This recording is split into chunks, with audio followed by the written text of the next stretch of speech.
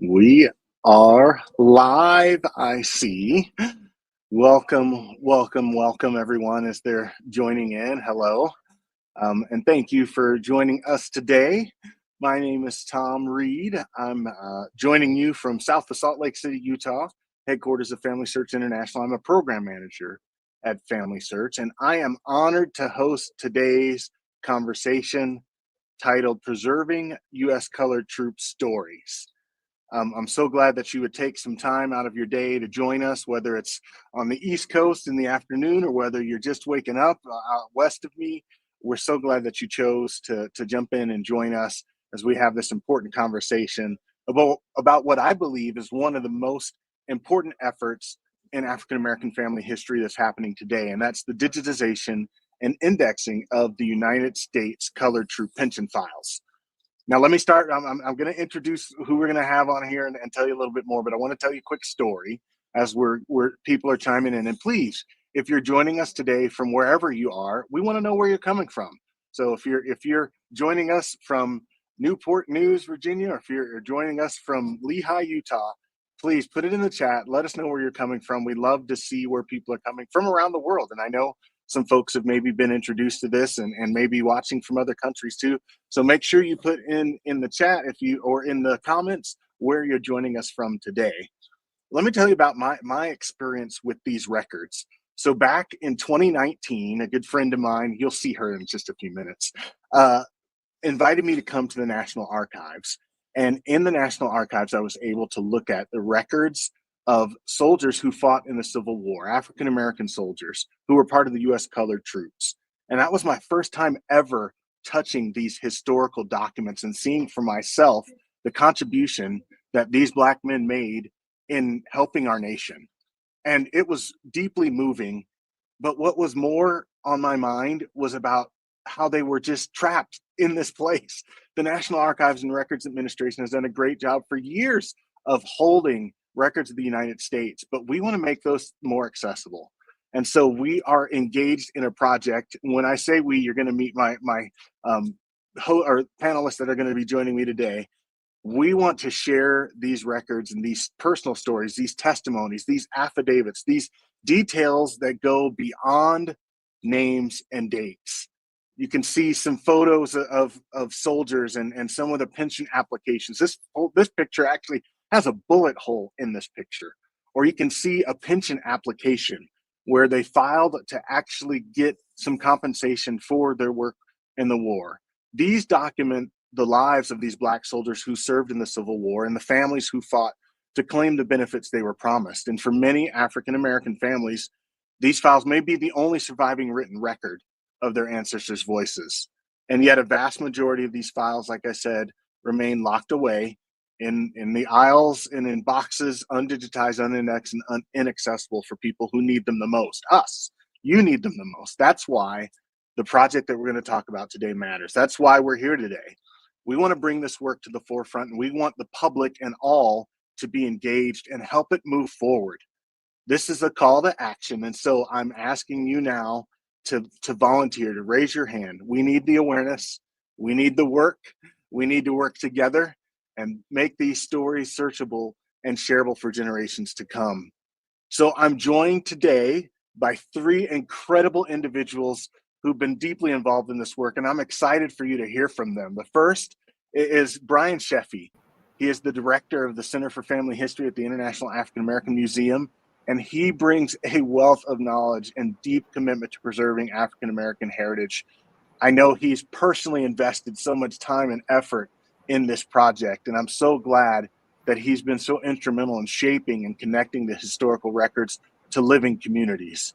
Additionally, he's joining us from the International African American Museum Center for Family History, if I didn't say that earlier.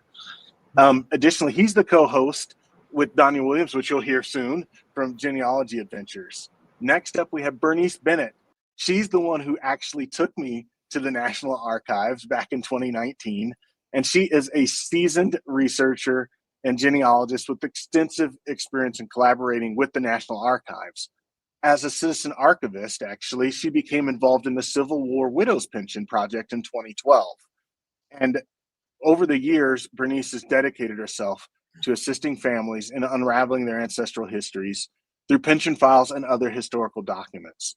She has a really unique and personal perspective to these human stories behind these records that make her the expert she is and the mentor to so many of us in the genealogy industry.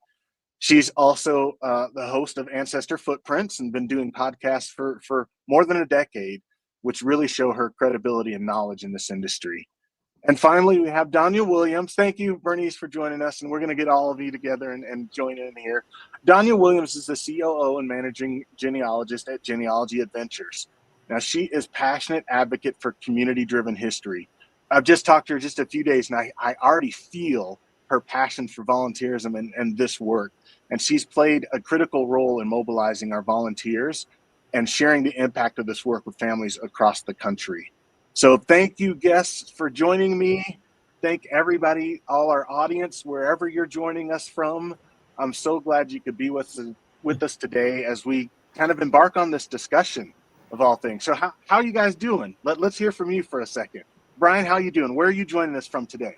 I'm doing well. Thank you for the warm introduction. I'm really excited to be here to share some knowledge and share stories with fellow colleagues. And I'm joining everyone from Charleston, South Carolina. All right. Hopefully the weather's beautiful there. Bernice, how you doing? Hi there. Oh, I'm doing fine. And, the good news is not raining right now. But I'm here from Silver Spring, Maryland. Okay. Thank you for joining us. Danya, where are you coming at us from? Hey, yeah, like Bernice said, it's not raining. It's actually kind of sunny on my side. I'm joining from Fort Washington, Maryland. Okay. So we're right around the DMV there, obviously in the DMV with y'all. So glad you could join us. Glad the weather's cooperating so we could join us. And again, I asked you earlier, let us know where you're coming from. If you're just coming into this live stream, to this event right now, let us know where you're coming from. Also, let us know, maybe you have a veteran ancestor. Maybe you've been able to trace your family in military records, because that's what we're going to be talking about today. So if you have a military ancestor, like, I've got my father and my grandfather and others, please write yes, you have an ancestor in the chat, in the comments, wherever you can. Let us know if you have a military ancestor of your own. And then we're going to talk a little bit later about the U.S. colored troop ancestor. So let's start off. First of all, let's go around the horn here. Let's start kind of the big picture. Why is preserving the stories of the United States colored troops so important today? Danya, what would you say to that?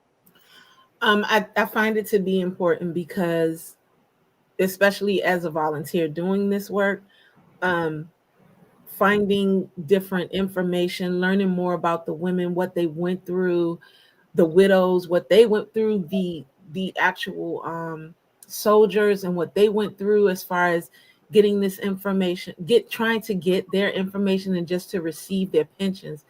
It's been incredible to read. The stories are amazing. And I think that if more people were to find their information, they would learn so much more about themselves, who they are as people, where they get it from. They can recognize, hey, that's why I'm the way that I am because of, like, oh my God, did he say that? Because I said that too. It's just different things that they can figure out about themselves when they see these documents. And it's just amazing to do the work to find it. I'm sure our audience feels the same as they've had those same experiences. I saw Brian shaking your head. Brian, why are these stories so important to you? For so many reasons. They're just incredible stories. There's that real human interest level, picking up from what Danya said. Understanding the adversity that these men specifically went through in terms of fighting. It really brings this the horror show and the horrible circumstances they found themselves in, fighting in the Civil War, and just questions about what were a lot of these men who were experiencing a part of the states they had never seen before. Imagine coming from Massachusetts and fighting in Jacksonville, Florida. What was that like? What was going through their head? How were they perceiving, a different part of the country? There's just so many different facets. Wow. That is interesting. So much you learn from these.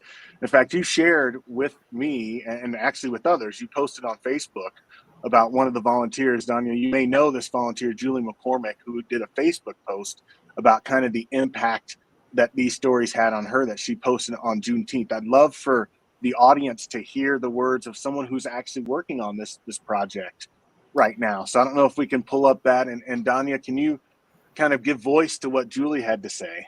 Sure. So Julie says, I want to share a project I've become very passionate about and which feels appropriate to share on Juneteenth as we commemorate the ending of slavery.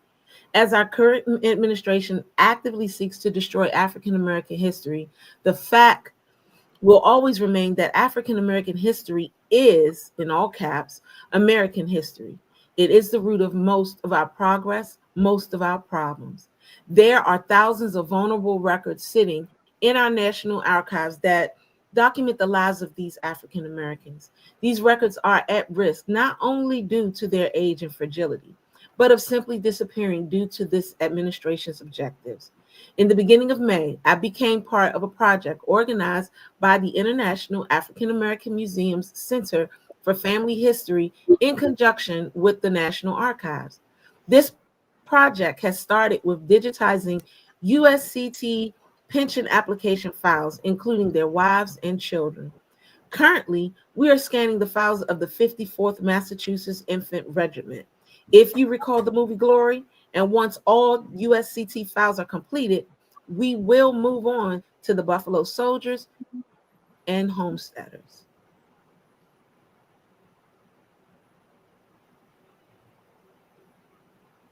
Got to look. Does she have a little bit more? I think she wanted to say, but well, let's stop there. I mean, that says a lot right there, right? And if any of you who are watching can give an amen to that, please put amen in the comments or chat, because knowing these stories are so vitally important, and we don't want anything to get in the way of us having access to those. And so, Brian, as you kind of took this on yourself, I know, and from the perspective of the International African American Museum, how does this project specifically align with your mission to preserve and share African American history, to tell these stories?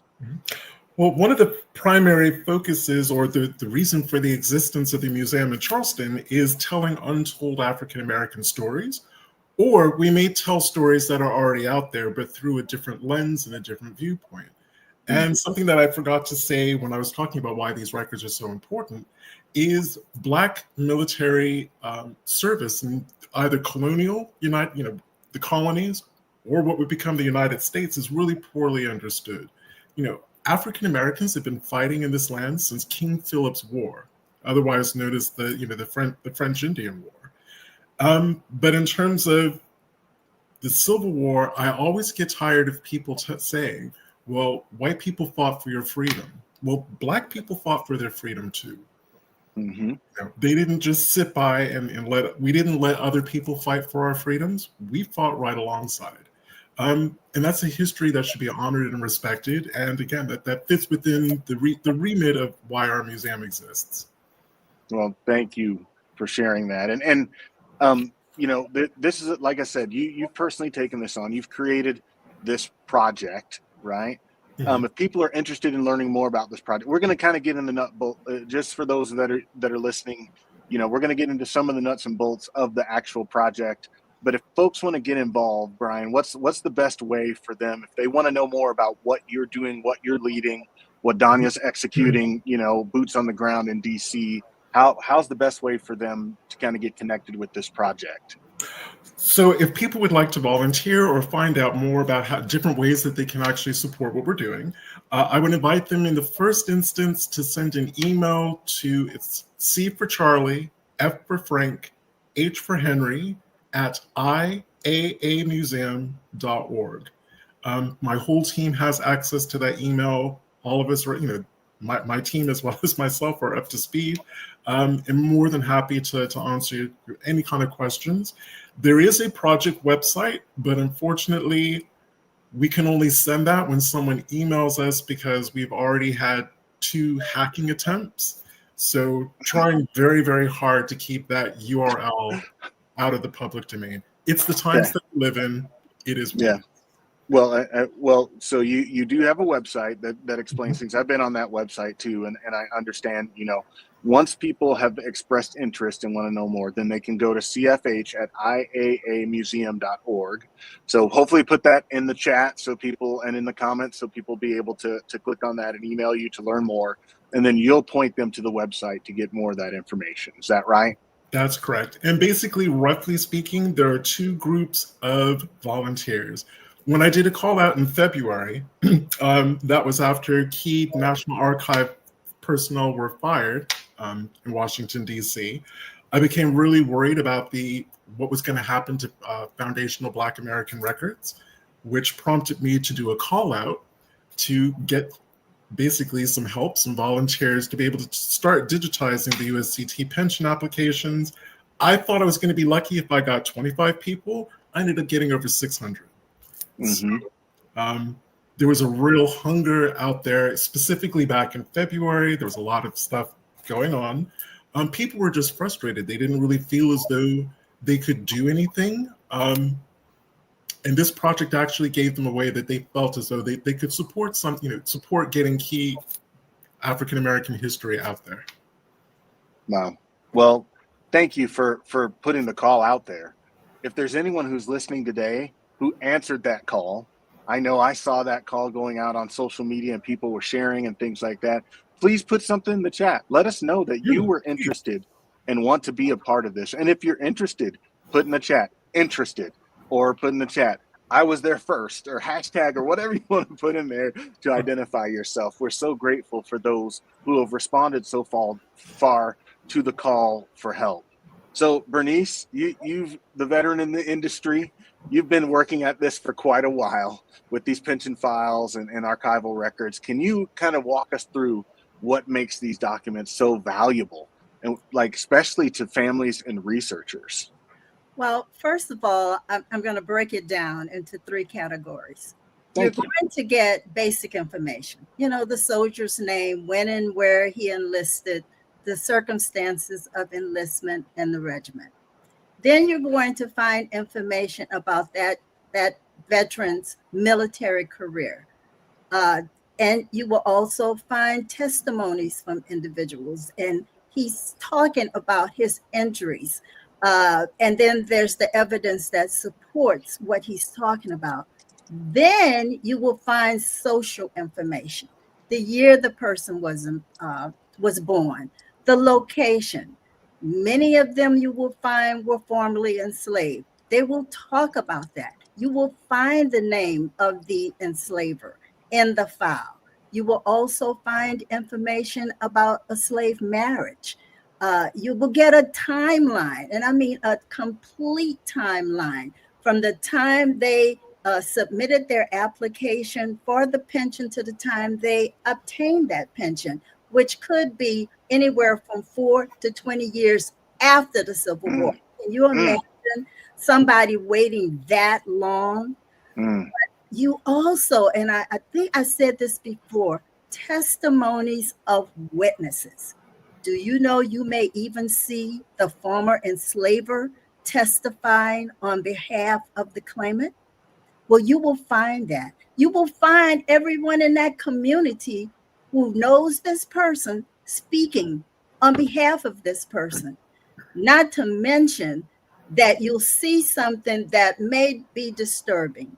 You will see a rating of the witness, and you may see something like ignorant. They just give them the lowest mark they could because questioning their credibility. So you're going to see examiner's statements. You may see several of these pension files where they are rejected and they go back. So some of these files will be very thick because you will also find controversy in which they even question, was this person really injured, or they just don't even accept some of the injuries that they say they have. So you do, as I said, you see medical examination, you see information in there, and of course you do see death information. But these files tell the story. They tell the freedom story because you will read that. And it's one of the things that when I have looked at many, many files, and some of you have worked with me, so you know I send you those files. I've shared with people how important it is to read every single page in a pension file, because that pension file is telling you something that you would not know. This is the untold narrative, and this is what you need to know. And that's why it is so, so very important for those records to be preserved, for us to have those records digitized so that everyone can have access to those files. We just went to school, right? Bernice just took us to school. I appreciate that. Right, mind blown. If your mind's blown about what the level of details that are in these pension files, because they truly do, you said, tell the untold story. Now there are some challenges. I'm sure you've encountered challenges along the way with, you know, digitizing these and getting these records and stuff like that. Let's bring Danya back in. I'm interested in, Danya, what challenges maybe you've had as you've tried to work, you know, to uncover these stories and to deal with some of these records. And Bernice, you can talk also from your years of experiences as well. So the biggest challenge for a volunteer is when you come across the records that have the clips and you don't want to tear the paper. You got a lot of rice paper in there, very thin, very light paper that can get torn. So I think that's one of the biggest challenges. You have to make sure that you're going to the other attendants to remove it. Like, you can't even remove that stuff. There are some where a paper might have had a used to be attached, and then they reattached it with a needle. So they have to take that needle off so that you can scan it properly. And then there are some that were glued together, and so you can't pull it apart. So you have to make way and do what, you know, the best that you can to get as much of the information as possible. Now, the one thing about National Archives is, and my sister said this so funnily, she was like, where do they get these toys? Because they have things like bean bags where it'll hold the paper down. They have plexiglass where it'll make it straight if it's a torn thing. I utilize all of it. They have really thick string where you can just push stuff down and it's not in the way. It's an amazing process to go through it. And then I guess as a female, if you have to be a certain way in the museum. So what I mean by that is, if it's cold in the museum and you being a female of an older perspective, more mature. You just say more mature. More mature. Yes. More mature. That's a better word. You may catch a hot flash. Well, you can't take that jacket off. So you have to dress in a certain kind of way as well to make sure that you're ready for whatever is coming on. And if you do take the jacket off, you got to take it outside. It can't stay in there with you. So it's different things. You can't wear a hat. Man, there have been days, Fridays, where they've caught me and I look like I just got out of bed because I couldn't. You know? But coming to do the work. But Danya, you coming to do the work. That's it. All I needed was my pajamas. Nobody can fault you for coming in to do the work. So that was it. If you jumped in a little bit too late and didn't get the gist of this, we are talking about preserving U.S. colored troop stories. And Danya Williams from Genealogy Adventures just kind of shared some of the ins and outs and some of the challenges of actually going on site as a volunteer to help scan these. Brian Sheffy from the International African American Museum Center for Family History has organized this volunteer effort, and you can contact him and get a part of it. And what we're asking for is people to go and do what Danya does, right? Going into the National Archives, pulling those files, and then preparing those files to be digitized and put on a scanner.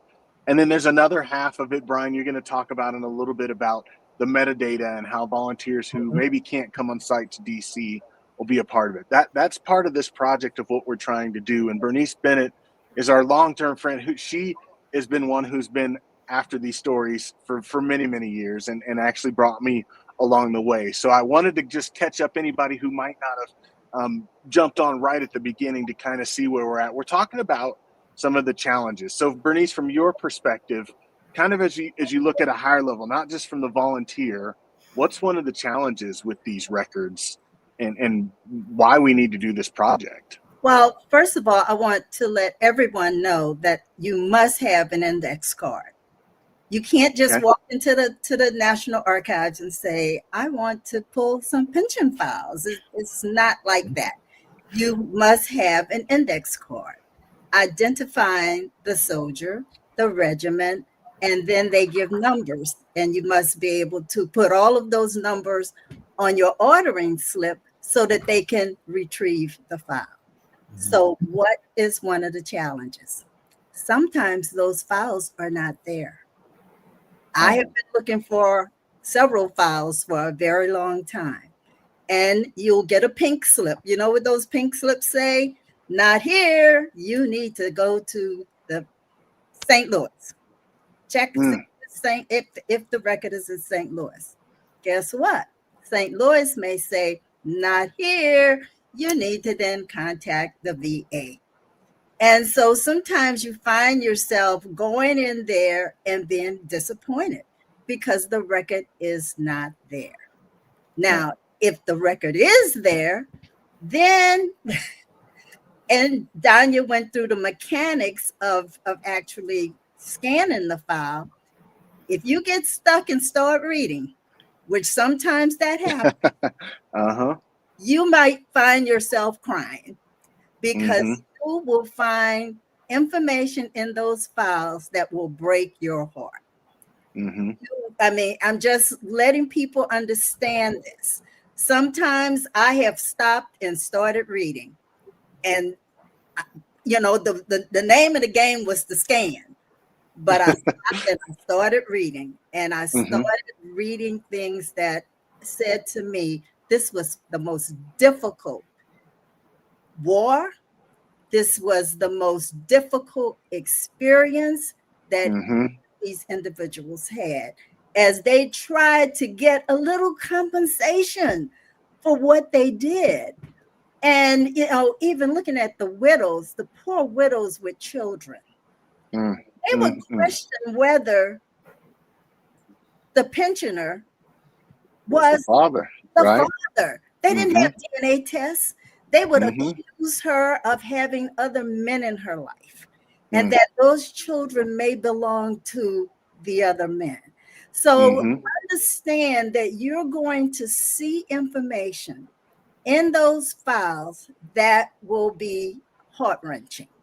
But it's so valuable and it's so important that we get this information, that individuals that have ancestors that were in the Civil War, they need to have it, but you also want to know about the community. You also want to consider scanning regiments, because those regiments tell the story of what happened in that community. And I can say a little bit more about some of the people I have found in my. I'm gonna hold you up on that because I know you got stories. And we're gonna tell the stories that we get. but just I want all of us to just pause for a moment and just realize, right? I don't think it's not unique to the USCT pension files to read stories about your ancestors that might be troubling, right? So if you're watching us today, but I have a troubled ancestor, right? Write that in the comments or put that. Let us know if you know what it's like to read that story and weep. And it could be. I know you kind of called out here, Bernice, some of the challenging things that they went through, but sometimes the pension was granted, right? And that's a joyous occasion. And sometimes we read these stories and we cry with joy. Sometimes we cry with sadness. But it is the truth. It is their story, and it is being uncovered through this project. And Brian, I want to shift to you, because this project really is the culmination of many institutions and volunteers and descendants and folks kind of working together on this collaboration. Will you kind of talk about what's happening in the industry and who are all coming to the party to kind of help you as you have tried to organize this effort? So a couple of things before I get to that is another challenge is the people pulling the files that you request. They are research desk staffers.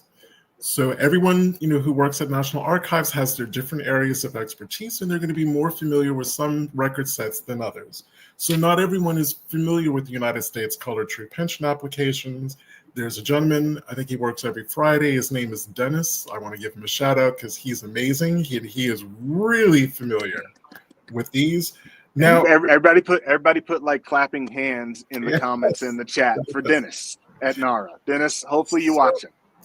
What my team, we try to do the heaviest lifting possible. We create a pull list. It's an Excel spreadsheet. It's part of the project portal. There's all information about how to use it, but we provide as many of the numbers or the information that you need to successfully complete those cards that Bernice was talking about. So we do all of that heavy lifting for you. But for a person who doesn't want to particularly volunteer for this, you can get that information from Family Search. Family Search has indexed those cards to get some of the important numbers that you need, also to get the regiment information, all of that, the company company information, all of that is provided for you. So as I said, some staffers require additional information that if we have it, we share it. If we don't, then it requires a little bit more research. But those who are familiar with the USCT pension, the information that we provide, 9 times out of 10, they can actually get the file. I'd also like to say I noticed something from Natchez, and 2 other people said the same things. What would be really, really helpful is if you already have digitized USCT pension applications, please consider sharing them with me, because the more because basically they're anything from 90,000 to over 100,000 USCT pension applications. Every file that we receive that's been digitized is one fewer that needs to be added to the list. So that would be really, really helpful. So thank you for that reminder that those who have existing files, please, let's put up, I wonder if we can put up the email address again, cfh@iaamuseum.org, because that's where they can, if you have a pensioner that you've already gone to NARA, you've already pulled the file, you've already scanned it, got it digitized, we'd like to include that in our efforts to collect all of these, right? And so, so please share what you got. We want to share it broadly. Like I said, we brought in multiple institutions. I know some people in the chat have asked specifically, who are you working with on this? Are certain organizations involved? Will you kind of name some of the ones that you've been working with as well? So really pleased to be working in partnership with Genealogy Adventures, with Family Search, with Tom specifically, 10 Million Names in Boston, and the United States, the African American, or is it the African American Civil War Memorial and Museum. Don Cheedy. Hi, Don. How you doing, Frank Smith? Sorry, Don, that I stumbled on that one. So working in collaboration and partnership with them, who will also receive the digitized pension files from the museum here in Charleston. Just want to give a little shout out. We, at the moment, the International African American Museum is the largest single holder of digitized pension applications outside of the National Archives. We're sitting on nearly 6,000. We have a backlog of nearly 6,000 that we need to process for metadata. Okay. Really pleased with the partnership and just so excited to be working with so many amazing organizations. So many, and people actually in the chat and comments have been calling out Dennis. They like Dennis. We got a lot of questions, and I apologize that I haven't allowed people to chime in and ask questions. But let's go ahead and ask a couple of questions that have come up. Specifically, Kelly McCoy asks, is the project also in collaboration with the portal on the National Museum of African American History and Culture's website. I'm not familiar with that portal. I'm not sure if any of us are familiar with what they're putting on the National Museum of African American History and Culture's website. But if not, so Kelly, I'm going to say, hey, let cfh@iaamuseum.org, email Brian and see if there's a collaboration or some work that we can do together, because we're bringing into, we're trying to bring in everybody into this effort as well, right? Let's move on here real quick. So I want to get to the stories because Bernice, you got good stories, and I know Danya, you got some good stories as well. Can you share a moment or a story from the project that's really kind of moved you or reminded you why this work matters, Danya? What's something you've come across in this effort? That's a good question, because there was a question in the chat about XC files, and we actually do pull XC files as well. So for everyone out there who doesn't know what an XC file is, can you explain that for them real quick? To be honest with you, no, I can't, because they're a little bit different, and Bernice will probably be able to explain it better. But they are a little bit different. They're a little thicker. They have more information about the soldier, the wife. Some of them may have been the ones that I've come across. They actually include the entire family. So you'll have like a mom, a soldier, his wife, and a child, and it's a really, really thick file, and it's a personnel type file, so you're getting a lot of information from it. And there was a question that asked, do you receive those? And some of them we are able to get. You just have to have those numbers for it, like Bernice was saying.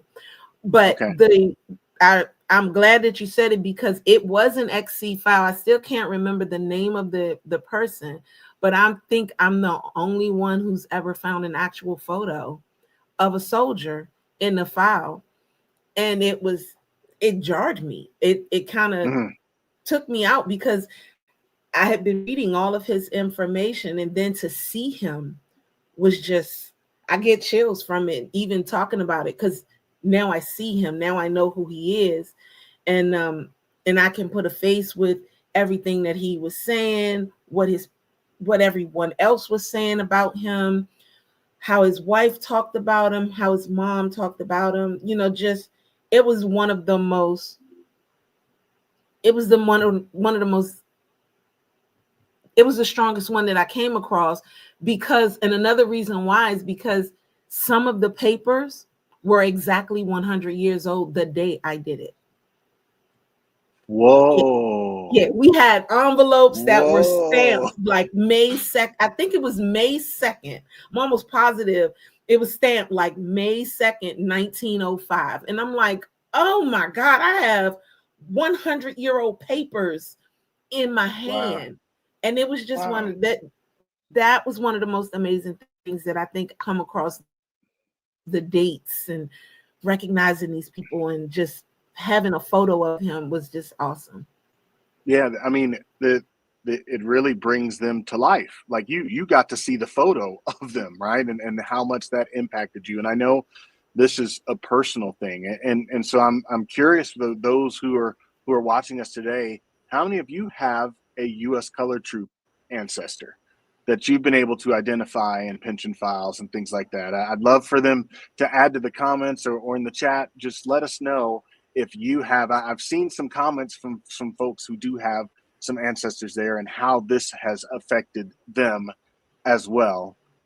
Bernice, I want to bring you back in, because you shared with me a specific pensioner that actually is listed on the monument at the memorial at the African American Civil War Memorial Museum. Will you kind of tell us more about that story and who he is? Right. And this pensioner is named Isaac Blakey. However, he has an alias, and I hope you're showing it. Yes, he has an alias, which was Blaker. And so on the monument, his name is listed Isaac Blaker, but it's actually Isaac Blakey. And he enlisted at the age of 16 and enlisted in 1863 and was discharged in 1866.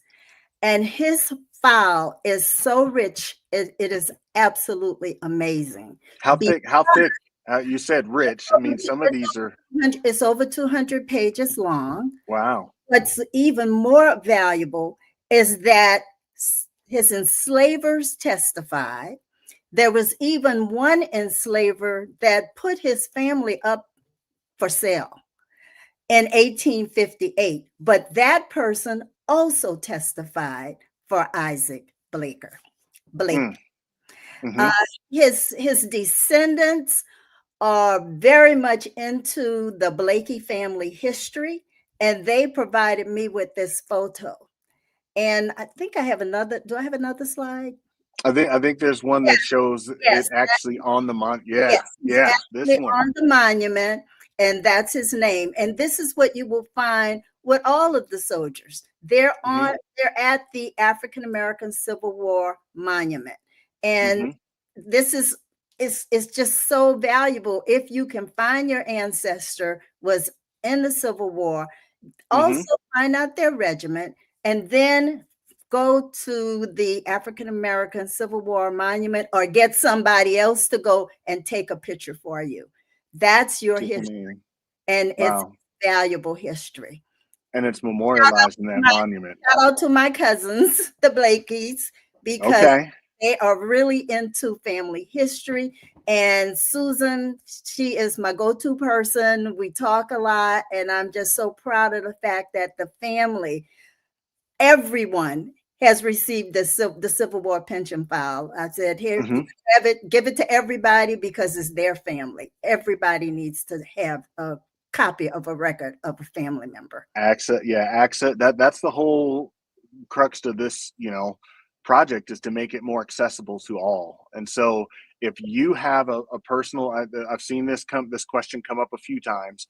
If you have a pension file that you scanned at the National Archives yourself, you went there, of a U.S. colored troop, soldier, and that pension file has been scanned, please email that to Brian Sheffy at cfh@iaamuseum.org. I think we keep putting the email address in the comments. We're putting it on screen for you to see here.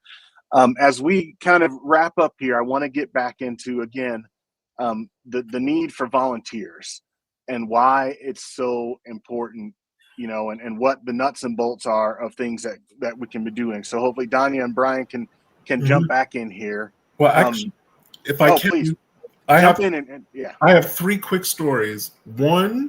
Tell your story. I'm sorry, I didn't mean to keep you out. That's Brian. okay. Come on, tell your story, brother. 3 quick stories. So one was the pension file of Isaac Spratley from Norfolk, Virginia.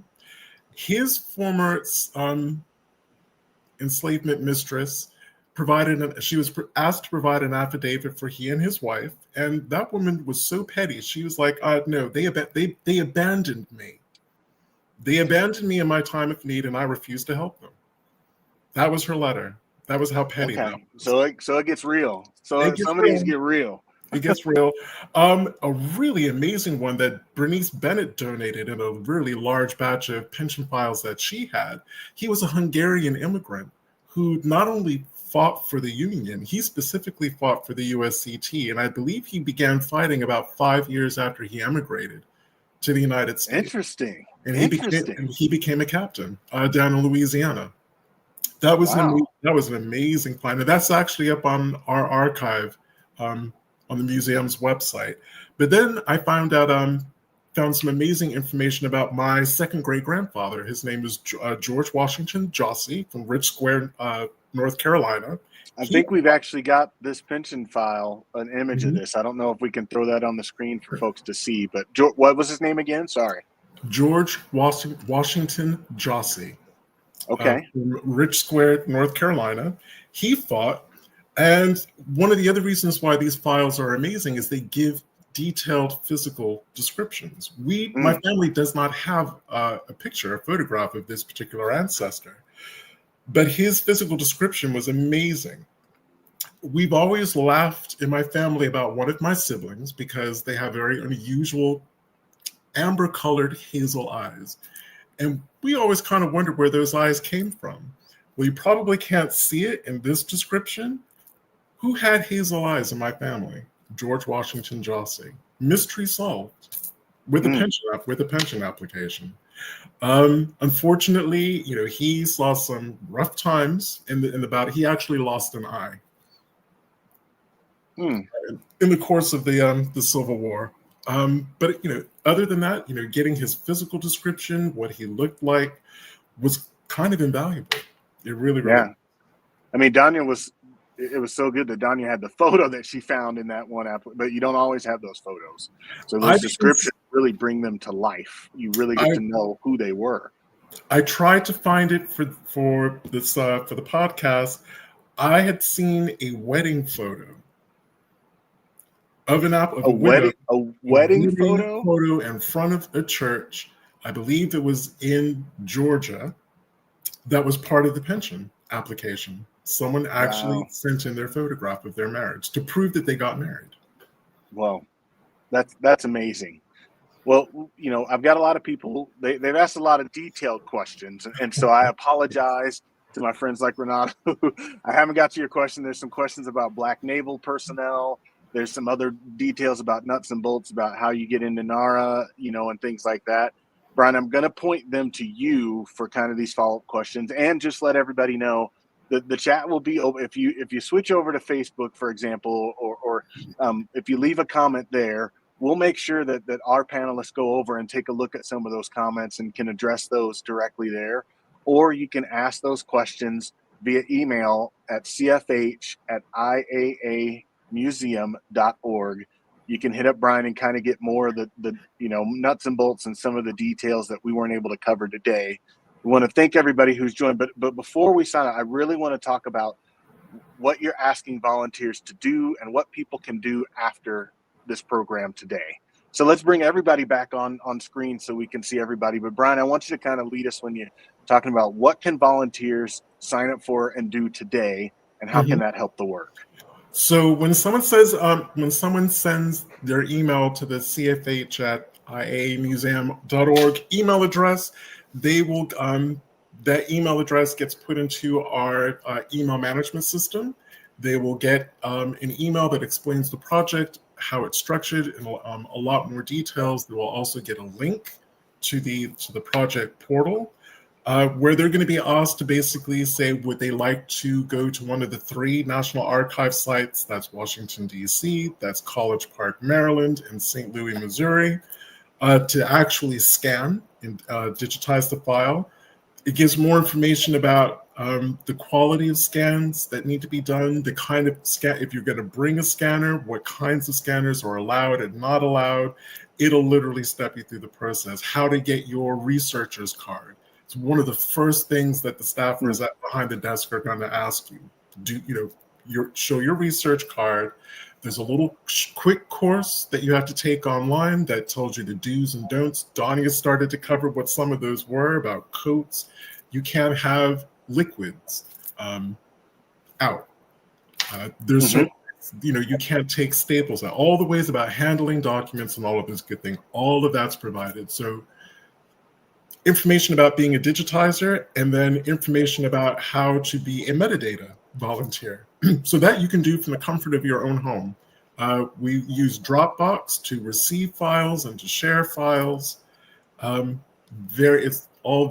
seems kind of overwhelming, but it's all really broken down. You can spend as much time as you need on the project portal, reading through things, accessing the short instructional videos. All of that kind of really important contextual information is provided for you. But the first port of call is to email us, to contact us. And the other reason why we kind of segregate people out into the different roles is to minimize how many times we're contacting people by emails. We all kind of feel a kind of way, getting bombarded with emails every day. So, we want to make sure that the information that people are getting is relevant and pertinent to how they want to contribute to the project. We've even had people actually buy scanners. They've asked what kind of scanners are allowable. They've gone off, they've bought them, they've donated them to the museum. As a matter of fact, we're going to be sending 3 up to Washington, D.C. for people to use. Wow. Okay, Danya, you're there, boots on the ground. What are you having your volunteers do when they're there? Basically, that we're just making sure that I'm there for questions. So if they ever have any question like, is this the right way to do this? Can I get this? Should I use my phone as a scanner or should I purchase a scanner? Did you purchase a scanner? And I'm also there because I have the database. So because I Mhm. have the database that all of the files are being listed on, I can show Dennis and all of them what it is we're actually doing. I think me being able to show them what we're doing, it kind of Mhm. slowed things down a little bit because at first they were returning everybody's stuff. Mhm. And so I just Okay. kind of sat down and I was like, okay, this is what we're doing. Here's the list that we have. What's missing? Do we need to Mhm. add more? Because you're returning it and we want to make sure we have it. So, that's the thing. That's the kind of stuff that I do. I make sure that we have, for example, the XC numbers. We did not know about those. And because we didn't know about those, I was like, okay, I will let them know that we need to add these XC numbers on here. That kind of stuff. That's what I do. Okay. So I'm really there for just, questions and stuff. Bernice, you had a question actually for Danya. Yes, Danya, how often are you there? I go every Friday because I do have my full-time job, but I go every Friday for like 4 hours.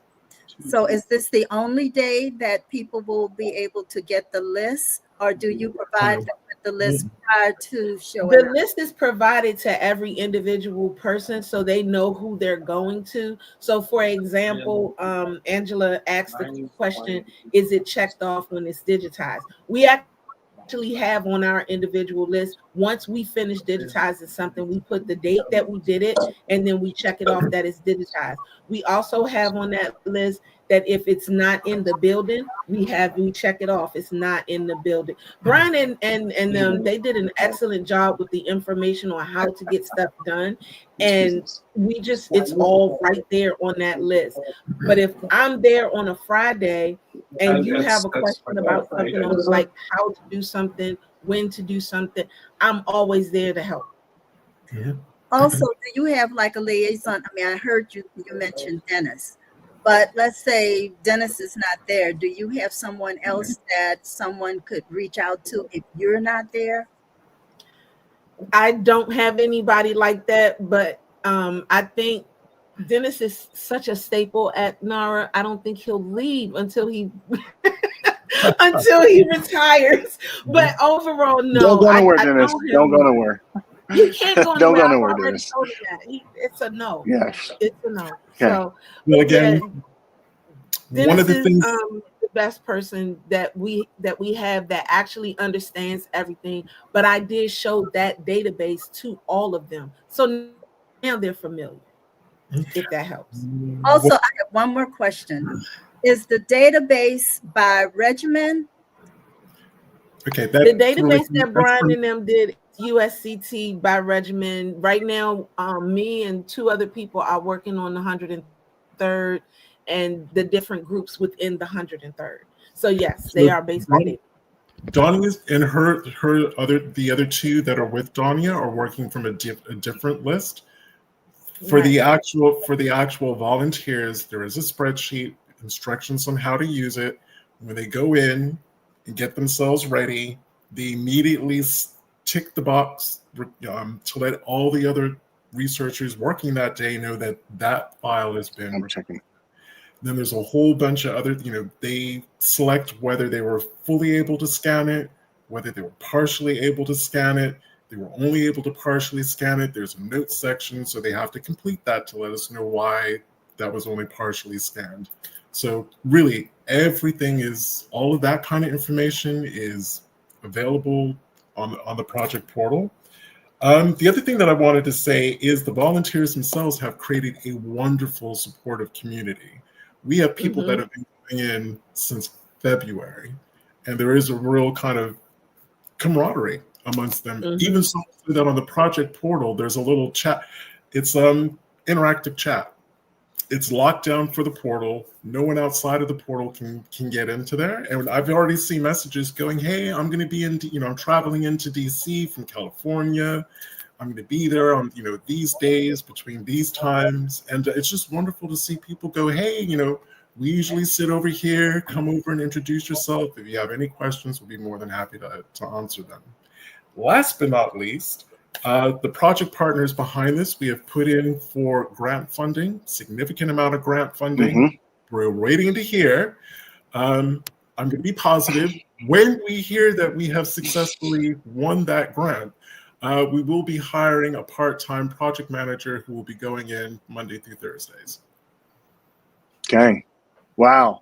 You've got this well organized. Now, what I've learned from the comments is there is a huge request for another episode about this specific project. We got so many questions about how people are going to access them later, how AI might be used to, transcribe them and make them more accessible. I can answer those Oh, now. oh. No AI will be used. My lead, project manager, lead archivist at the museum, feels that because how AI learns and prejudices that are, what is that phrase? Implicit biases that are built into AI. Hallucinations. Can come away with a very negative view of African Americans. So no AI will ever be used in terms of transcribing these records. That's why the metadata volunteers are so important. Okay. We already have about 800 applications on the museum's archive. Again, go to Center for Family History on the museum's website. You will see archive. It'll take you straight there. There's no paywall. It's all free. It's all open. I mean, there's no point in doing this if we were going to hide records. So we've uploaded is freely available. And one of the things, one of the reasons why we got involved in Family Search is one, we have this ability to kind of reach the audience that we did today with things like this, and hopefully we'll get lots of volunteers. But we want to also, make those records available. And so I know you're working with 10 Million Names and some other organizations that will point to the records that you have on your website as well, Brian. So as the project, and we'll be sharing them with the partners as well. Yeah, so this is kind of the start. I mean, we're live into it. Danya's been there scanning, doing all this work. Bernice is cheering us on, and Brian is continually fielding these questions from people and helping volunteers get started. But this is really somewhat of the beginning of this. There's been a question about the number of pension files we think are available at NARA. Any of you want to take a guess at an estimation of the number? I know that's always been in question, but I'd love to throw it out there because that was one of the questions that was asked as well. And if you don't know and you don't have a good guess, that's okay. We just know we're going to be at this for a little while. And so that's why we need volunteer help. These stories are critical to understanding a facet of American history. But you heard earlier in the testimonial by Julie McCormick about, Black history is American history. And these stories have long gone untold and are trapped in the archive. But you as volunteers, those watching today, can help us out. You can volunteer with the project. You can join and be a part of the USCT Pension File Digitization Project. And you can do that by going to cfh@iaamuseum.org, sending an email, connecting with Brian, and raising your hand and saying, hey, I want to help too. I know we didn't get to all the questions today, but I hope that the panelists will take a moment to go on Facebook, to go on YouTube, to go on Instagram, to look at some of the comments and see if you can answer some of those. We just want to thank you all for being here with us today. Brian, thank you for the work that you're doing. Danya, I appreciate you so much for going in there and scanning the work. And Bernice, as always, your expertise and taking us to school today has been so valuable. Thank you all for joining us. Any last words as you sign off? Thank you so much for the opportunity to be able to talk about the project and why these stories and this history and these files are so important. Danya, any last words from you? Just join us because it's a worthwhile thing. And I know a couple of people that have actually come out and said that they didn't realize just how important it was until they started doing it. So join us because it really is. And And the only Bernice. thing I want to say is don't let your ancestors' records rot at the National Archives. Get 'em Amen. Well, thank you. Amen. So thank you for joining us for Preserving U.S. Colored Troop Stories. My name is Tom Reed with Family Search. We've been blessed today to have Brian Sheffy, Daniel Williams, Bernice Bennett with us, and hope that you'll join us on this quest to tell the stories of our U.S. Colored Troop soldiers. Thanks all for joining us today. Take care. Have a Bye. blessed day.